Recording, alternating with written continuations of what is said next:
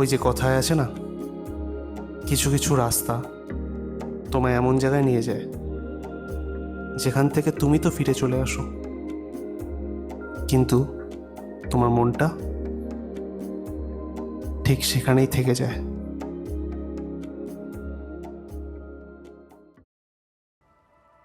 Hello guys, welcome to my channel. এখন বাজে ভোর 5টা। আমরা উঠে গেছি, উঠে রেডি হচ্ছি। আজকে আমরা যাব দাওয়াই পানি। তো দাওয়াই পানি বেসিক্যালি দার্জিলিং এর ছোট্ট একটা গ্রাম, আর এই গ্রামটা মেনলি ফেমাস এখানকার কাঞ্চনজঙ্ঘার ভিউয়ের জন্য। তো আমাদের সাথে আজকে আরো দুজন যাবে, মিনময় অ্যান্ড দেবশ্রী। ওদের সাথে আমরা শিলিগুড়িতে মিট করব, দেন আমরা বেরিয়ে যাব দাওয়াই পানির উদ্দেশ্যে। দাওয়াই পানিতে আমরা কোন হোমস্টেতে থাকবো, সেখানে প্যাকেজ কত, টোটালটা আমি ভিডিওতে শেয়ার করবো। তো তোমরা যদি কেউ আসতে চাও, এখান থেকে ইনফরমেশন নিয়ে তোমরা আসতে পারবে। তো চলো, দেরি না করে দেখা হচ্ছে ব্লগে।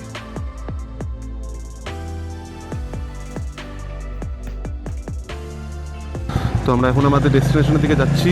আশা করি পাহাড়ের খুব সুন্দর সুন্দর ভিউ দেখা যাবে। আর ওয়েদারটা দেখো, মানে এর আগে যে কটা ট্যুর করেছি সব কটাতেই মোটামুটি মেঘলা ওয়েদার ছিল, বাট আজকের ওয়েদারটা অসাধারণ আছে। আজকে সূর্য খুব সুন্দর। তো আশা করি কাঞ্চনজঙ্ঘার ভিউটা তো আশা করছি দেখতে পারবো, দেখা যাক। তো যারা জলপাইগুড়িতে আছো তারা জানো পাহাড়পুরে এখানে একটা হাইকোর্ট তৈরি হয়েছে। এই যে হাইকোর্ট, এটা ঠিক আছে, খুব সুন্দর করেছে। এই জায়গাটা পুরোটাই গ্রাম ছিল, বাট এখন পুরোটাই চেঞ্জ। জলপাইগুড়ির থেকে শিলিগুড়ি মোটামুটি 45 মিনিটসের মতো লাগে। এই যে রাস্তাটা দেখছো, এত সুন্দর রাস্তা এটা, জলপাইগুড়ি টু শিলিগুড়ির রাস্তা। যারা এখানকার নর্থ বেঙ্গলের আছে প্রত্যেকে হয়তো জানে, অসাধারণ রাস্তা, অসাধারণ। এখান থেকেই মানে এই রোড থেকে তোমরা কাঞ্চনজঙ্ঘা খুব সুন্দর ভিউ দেখতে পাবে যদি আকাশ ক্লিয়ার থাকে। বাট সূর্য উঠেছে, ওয়েদারও ঠিক আছে, বাট আকাশটা ক্লিয়ার নেই, যার জন্য তোমরা এখানে দেখো যে কোনো মানে আমরা কাঞ্চনজঙ্ঘা বা পাহাড়ের কোনো ভিউ পাচ্ছি না। আর মোটামুটি 5 থেকে 10 মিনিট লাগবে, ঠিক আছে, শিলিগুড়ি পৌঁছাতে।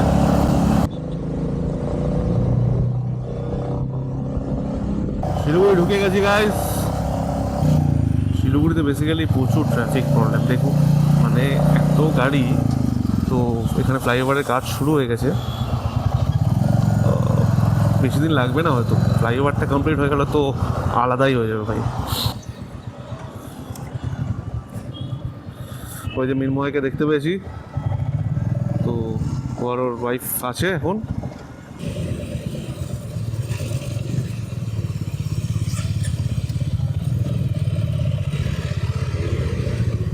ব্রেকফাস্ট হয়েছে? ব্রেকফাস্ট চলো, যদি ওরা না চলো চলো। তো এবার যাবো ব্রেকফাস্ট করতে। ভীষণ খিদে পেয়েছে, সিরিয়াসলি বললাম, ভীষণ। সকালে ব্রেকফাস্ট হয়নি যেহেতু। তো দার্জিলিং মোড়ের ওখানেই দেখি কোথাও কিছু খাবার পাওয়া যায় কিনা। ওবে দ্য ট্রাফিক রুলস।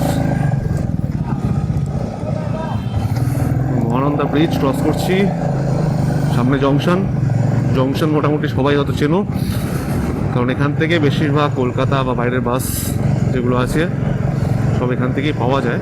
আর তোমরা যদি দার্জিলিং, কালিম্পং, গ্যাংটক ঘুরতে চাও, তো এখানেই পুরো জায়গাটার মধ্যে তোমার গাড়ি তোমরা পেয়ে যাবে।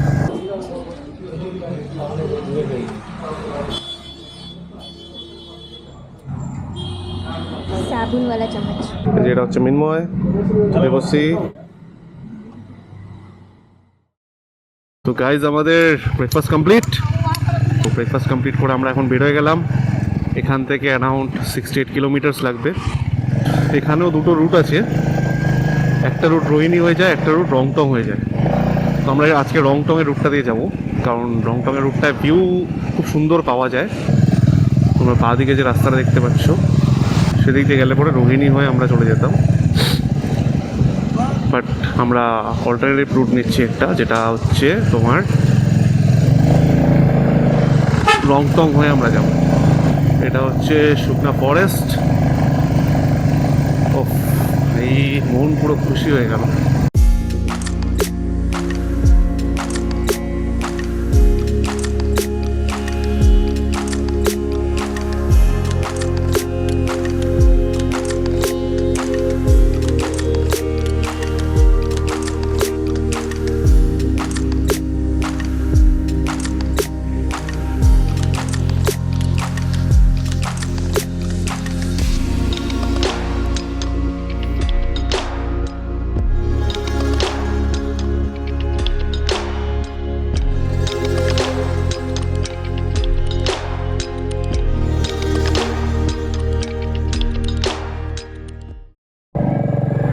এখান থেকে গিদ্দা পাহাড় 4 কিলোমিটার প্রায়। তো আমরা গিদ্দা পাহাড়েই যাব। এই জায়গাটা দেখো, পুরো আলাদাই ভাইব, আলাদাই ভাইব। মানে আমি পুরো স্পেল বাউন্ড হয়ে গেছি সিরিয়াসলি। এই যে এখানে লিলির বন্ধু, হ্যালো। এই যে সামনে গিদ্দা পাহাড়, এখানেই যাব এখন, একটু উঠবো উপরে, ভিউ দেখবো। গিদ্দা পাহাড়ের শুধু প্রাকৃতিক সৌন্দর্যই নয়, এর একটা মস্ত বড় ঐতিহাসিক গুরুত্ব আছে। এখানেই রয়েছে নেতাজি সুভাষচন্দ্র বসুর স্মৃতি বিজড়িত নেতাজি মিউজিয়াম। 1936 সাল থেকে 1939 সালের মধ্যে ব্রিটিশরা যখন ওনাকে গৃহবন্দী করে রেখেছিল, তিনি তখন এই গিদ্দা পাহাড়ের বাড়িতেই ছিলেন। তো আমরা এখন গিদ্দা পাহাড় ক্রস করে গেছি, এখন কার্শিয়াংয়ের দিকে যাচ্ছি। এখান থেকে ঘুম 26 কিলোমিটার, সোনাদা 16 কিলোমিটার। তো সোনাটা অবধি গিয়ে আমাদের চোরবাংলো মোড় পড়ে, ওখান থেকে আমাদের রাস্তাটা ডিভাইড হয়ে যায়, সেই রাস্তাটা দিয়েই আমরা দাবাই পানি যাব। তো কার্শিয়াং ঢুকেই আমরা বড় একটা জ্যামে পড়েছি। সামনে কার্শিয়াং স্টেশন আছে, চলো তোমাদের দেখাই কার্শিয়াং স্টেশন। এই যে কার্শিয়াং স্টেশন, এই জায়গাটা খুব বাজে জ্যাম লাগে, পুরো ফগ হয়ে গেছে চারিদিকে। দেখো চারিদিকে ফগ আর ফগ, ভাই কিচ্ছু দেখা যাচ্ছে না, পুরো মেঘে ঢেকে গেছে জায়গাটা। ও হেভি ওয়েদার।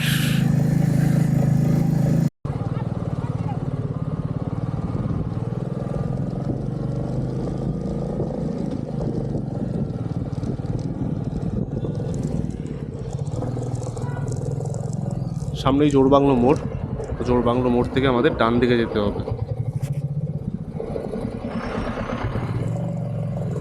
এবার আমরা এই ডান দিকের রাস্তাটায় যাব।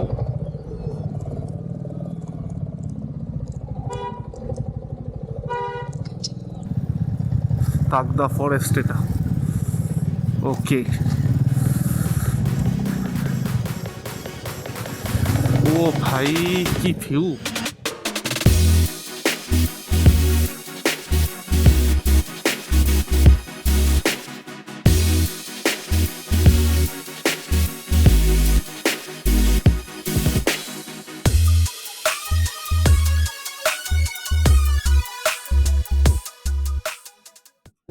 তো গাইজ আমরা ভুল করে অন্য রাস্তায় চলে গেছিলাম, মানে আমরা কিছুক্ষণ সোজা চলে গেলে লামাহাটায় চলে যেতাম।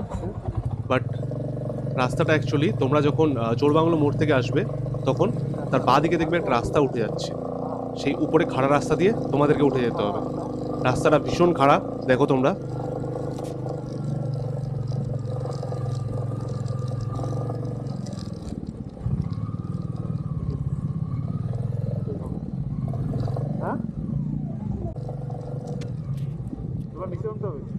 এখান থেকে রাস্তাটা একটু খারাপই আছে, তো ঠিক আছে, কোনো ব্যাপার না। ভিউ খুব সুন্দর ছিল জায়গাটা, তো বড় ব্যাপার না।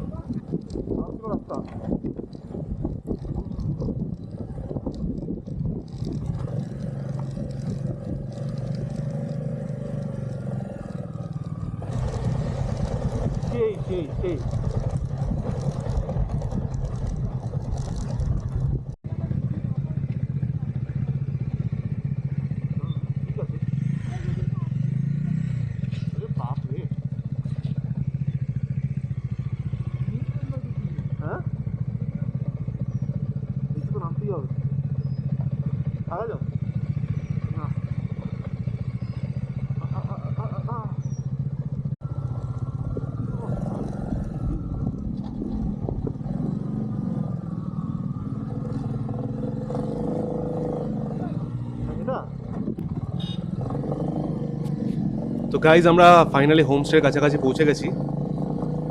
এই যে সামনে দেখো হোমস্টে দেখা যাচ্ছে।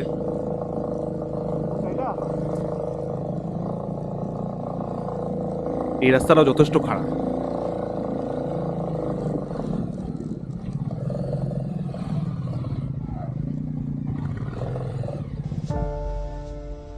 তো এই হচ্ছে আমাদের হোমস্টে, এটার নাম বীরেন রয় হোমস্টে। হোমস্টেটা খুব সুন্দর, এখান থেকে কাঞ্চনজঙ্ঘার খুব ভালো ভিউ পাওয়া যায়। বাট আমাদের কপালটা আজকে খারাপ, ওয়েদারটা মেঘলা আছে। তবুও যেটুকু ভিউ দেখা যাচ্ছে সত্যি খুব অসাধারণ। তোমরা দেখো জাস্ট ভিউটা এখান থেকে, আকাশ ক্লিয়ার থাকলে তো আরও আলাদা ভিউ পেতাম।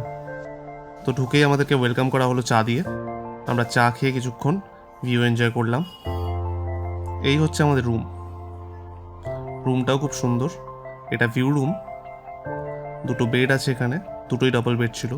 রুমের ডেকোরেশনও খুব সুন্দর, আর ইনফ্যাক্ট টয়লেটও খুব ক্লিন, এই যে দেখতেই পাচ্ছ তোমরা।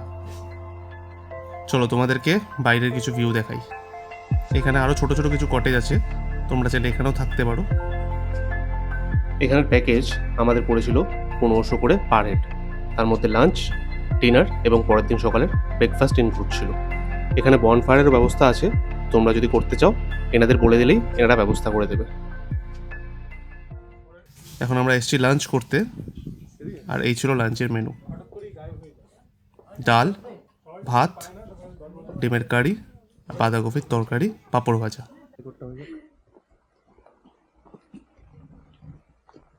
তো আমরা এখন লাঞ্চ করে নিচ্ছি। আমাদের লাঞ্চ কমপ্লিট হয়ে গেছে, তারপরে আমরা আবার এখানে চলে আসলাম। এই জায়গার ভিউটা এতটাই সুন্দর যে এখান থেকে ছেড়ে যেতে ইচ্ছাই করছিল না। তোমরা যে এই জায়গাটা দেখতে পাচ্ছ, এখানে সোজা ঠিক দার্জিলিং। আকাশ ক্লিয়ার থাকলে দার্জিলিংয়ের প্রচণ্ড ক্লিয়ার ভিউ দেখা যায় এখান থেকে। তো আমরা আজকে আছি বীরেন রায় হোমস্টেতে, যেটা দাওয়াই পানিতে। আমি প্রত্যেককে রিকোয়েস্ট করব তোমরা একবার অবশ্যই এখানে আসো। তো এখানের যে ওনার আছে তার সাথে তোমাদেরকে পরিচয় করিয়ে দিই। नमस्ते दादा। नमस्ते नमस्ते। तो दादा यहाँ पे आने के लिए हम लोग को कैसे आना पड़ेगा?